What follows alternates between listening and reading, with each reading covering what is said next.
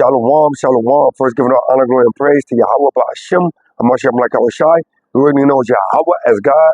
The world knows Yahweh Shai as Jesus. Hamashiach will be the Christ, and I'm coming back at you with another soldier salutation and an inspiration scripture a day. Ready, set, go.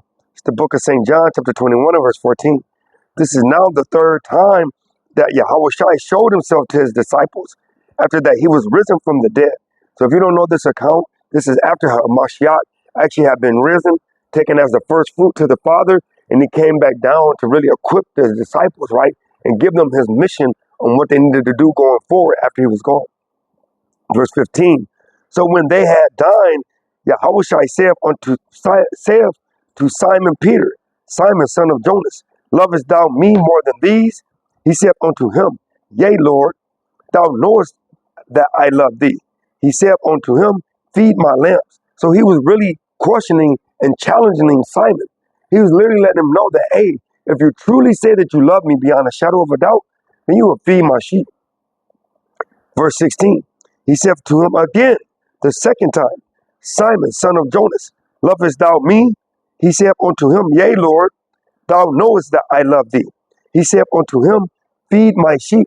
So again, he's asking him with integrity, hey, if you say that you love me, go out and feed my sheep. Verse 17, he said unto him the third time, Simon, son of Jonas, lovest thou me? Peter was grieved because he said unto him the third time. Peter was getting to that point because, when you know that you truly feel a certain particular way, you're not going to let anything challenge you. You're not going to let anything go against your integrity. You're not going to want anything to devalue what you truly feel. And the Most High say, prove all things. He said, lovest thou me? And he said unto him, Lord, thou knowest all things. Thou knowest that I love thee. Yahushua said unto him, Feed my sheep. So he told him, hey, if you truly love me, feed my sheep. I got a precept. It's the book of St. Matthew's, chapter 22, and the classic, man, of verse 9. It reads, Go ye therefore into the highways, and as many as ye shall find, bid to the marriage. So, Hamashiach said, when he had called upon for the wedding to be furnished and all the people that came, it wasn't enough righteous guests. So he went again and sent his servants back to the highways, right? He said, the highways, and as many as ye shall find, bid to the marriage. So those servants went out to the highways and gathered together all as many as they found, both bad and good. And the wedding was furnished with guests, right? So, he letting them know, the wedding was furnished with guests. Let's see what type of guests was actually furnished at this wedding. And when the king came in to see the guests, he saw there a man which had not on a wedding garment, probably no fringes, probably didn't have his beard, right? What had happened to that guest? And he said unto him, Friend, how camest thou in hither, not having a wedding garment? And he was speechless. Then said the king to the servants, Bind him hand and foot, and take him away, and cast him into outer darkness. There shall be weeping and gnashing of teeth. So you don't want to come not going and bending the sheep to the wedding. You don't want to come not having on the proper garments, but you want to come furnished properly, right? Let's go to another precept. It's the book of Luke, chapter 19, and we'll start from the top. And Yahushua entered and passed through Jericho. And behold, there was a man named Zacchaeus, which was the chief among the publicans, and he was rich. And he sought to see Yahushua, who he was, and could not for the press, because he was little of stature, right? Because he wasn't known among people. He might have had much money. He might have been known amongst the publicans and the actual Pharisees, but he wasn't known among everybody. Verse 4, and he ran before and climbed up into a sycamore tree to see him, for he was to pass that way. And when Yahushua came to the place, he looked up and saw him and said unto him, Zacchaeus, make haste and come down, for today I must abide at thy house. So, even though he might have been little in stature, even though many people might not have known of him, Yahushua knew exactly who he was. Why? Because of his spirit. Verse 6, and he made haste and came down and received him joyfully. And when they saw it, they all murmured, saying that he was going to be guest with a man that was a sinner. Yahushua didn't care. Yahushua knew your heart.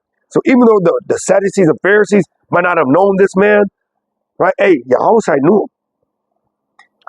And Zacchaeus stood and said unto the Adawan, behold, Adawan, the half of my goods I give to the poor. And if I have taken anything from any man by false accusation, I restore him fourfold. And Yahushua said unto him, this day is salvation come to this house. And he let them know, and you did righteous by the Most High. You did righteous by the law, statutes, commandments, and you did righteous as a man to the Most High, man. He says, for as much as he also is to son of Abraham, for the Son of Man is come to seek and to save that which is lost. Because that's all the Most High told us. We had to bid the sheep. We had to bid all those that were lost to the marriage, man. I got one more precept and I'm going to end this thing. It's the book of Psalms, chapter 49. And I'm going to start at verse 12. And it reads, nevertheless, man being in honor abideth not. He is like the beast that perish. So a man that have the honor for themselves and for this world, they're like beasts that perish.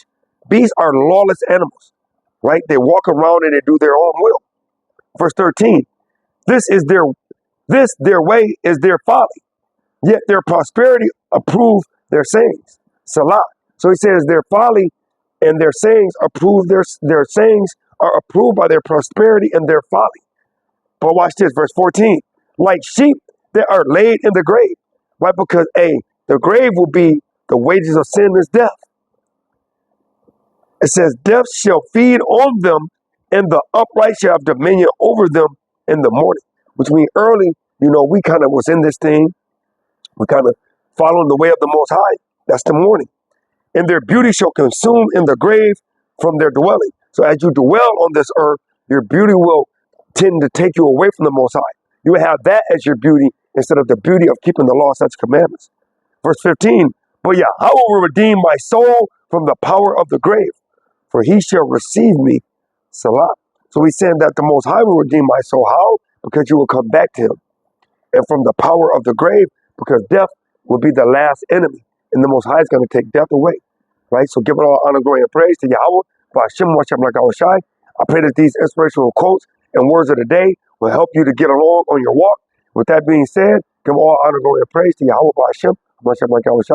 and Shalom.